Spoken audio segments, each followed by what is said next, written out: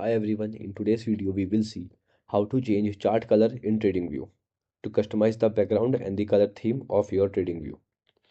So firstly, you can simple open your chart.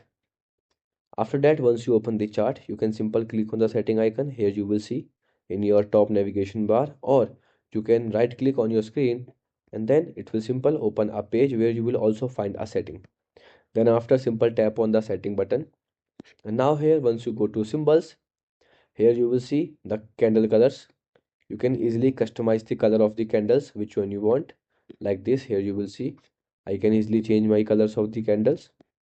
Same as you can simple go to canvas, and then after here you can simple select the background color of your trading view chart.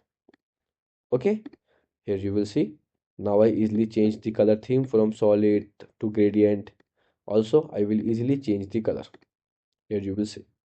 Okay, so in settings, you can easily customize the full page theme of your trading view by simple going to each of the settings. Okay, here you will see crosshair colors, grid lines. Okay, text color, you can also customize the text colors. Here you will see now all color will be changed. Okay, goodbye.